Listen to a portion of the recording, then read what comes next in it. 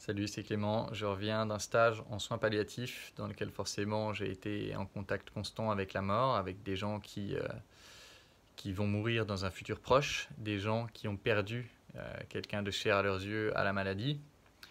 Et j'ai plein de choses que j'ai envie de vous partager par rapport à ce stage, mais dans cette vidéo, je voulais me concentrer sur la question qui m'a beaucoup moi préoccupé, de comment faut-il avoir vécu sa vie pour pas être trop dégoûté au moment de sa mort ou au moment de la mort de quelqu'un de très proche.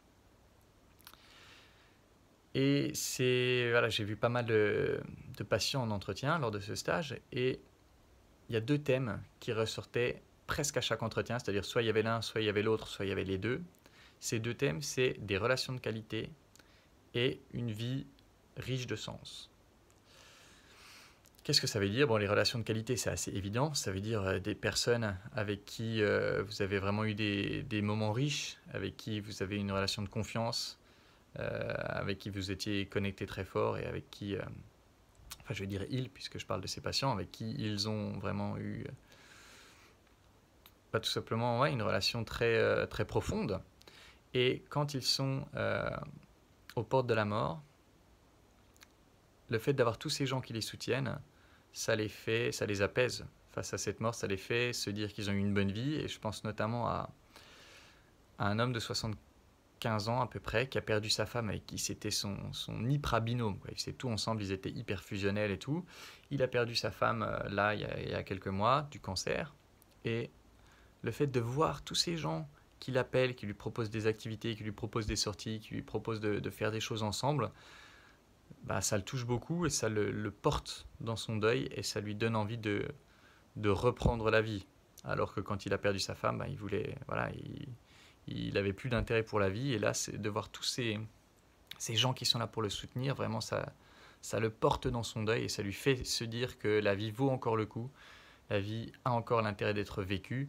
C'est vraiment quelque chose qui est soutenant pour lui, voilà, qui le porte dans son désir de vivre. Et ça, c'est un thème qui est ressorti dans quasiment tous les entretiens, au milieu de la tristesse, au milieu de la douleur de la mort, sa propre mort ou la mort des proches, le fait qu'il y ait des gens autour qui soient là et avec qui ils ont des bonnes relations, c'est un truc qui vraiment apporte beaucoup de bonheur à ces gens qui sont dans cette situation face à la mort.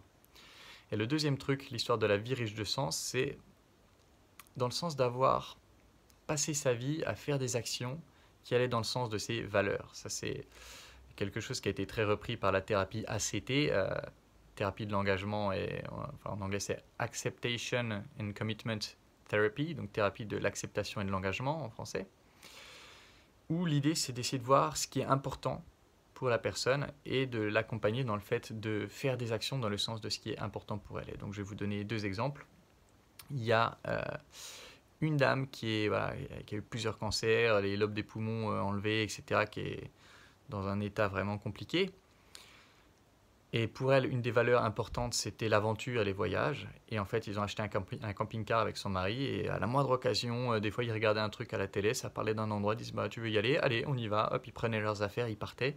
Et le fait d'avoir tellement voyagé comme ça tous les deux, d'avoir saisi toutes les occasions qu'ils avaient de voyager, fait que là où elle est dans une situation où bah, elle pense qu'elle va mourir bientôt, et ben, une des choses qui l'apaise, c'est de se dire ben, on a quand même bien vécu. Et bien vécu, pour elle, ça voulait dire faire tous ces voyages-là. Et elle se dit, ben là, j'ai déjà fait tellement de choses que je suis plus OK avec le fait de mourir. Donc ça, c'est pour les actions, on va dire, qu'ils ont fait pendant leur vie. Mais il y a aussi le cas d'un patient qui a 58 ans, je crois, et qui a pour le coup une vie qui n'était pas tellement riche de sens. C'est un métier alimentaire dans lequel, voilà, il faisait son job, quoi, tout simplement.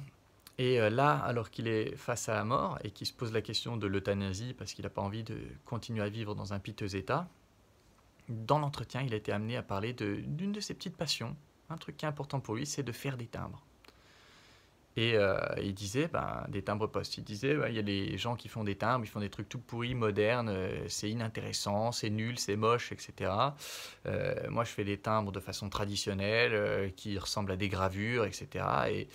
Et à travers son activité de faiseur de timbres, qui est un petit truc qui lui rapporte que dalle et qui est plus sa petite passion sur le côté, mais ça lui donne le sentiment qu'il fait quelque chose d'important, même si à un petit niveau, qu'il apporte quelque chose d'important à la société. Et du coup, quand on a parlé de ce thème-là, eh bien, ça lui donne une impulsion de vie, ça lui donne une raison de continuer à vivre pour poursuivre cette petite activité qui est engagée dans quelque chose qui est important pour lui, à savoir faire perdurer la tradition.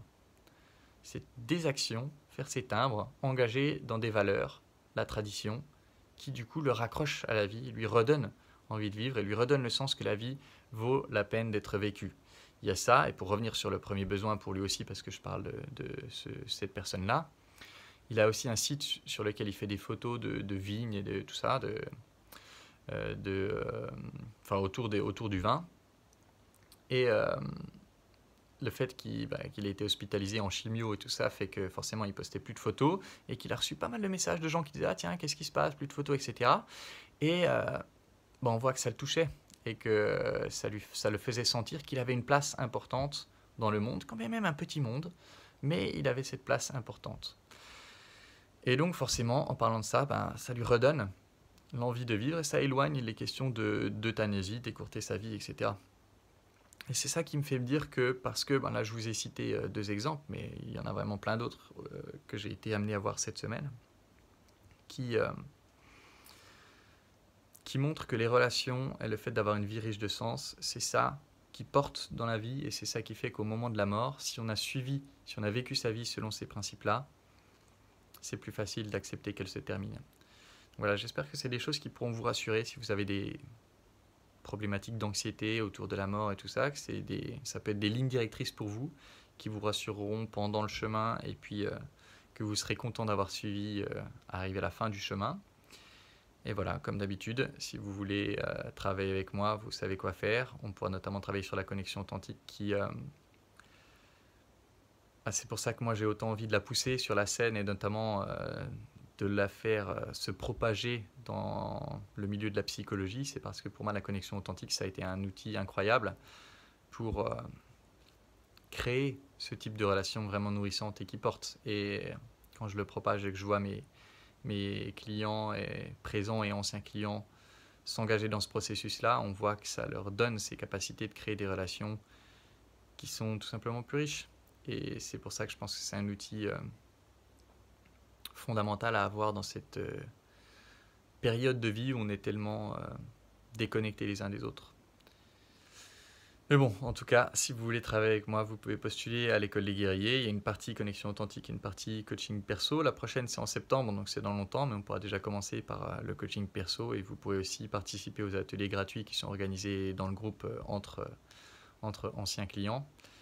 Et ça vous permettra de déjà avancer sur ce sujet.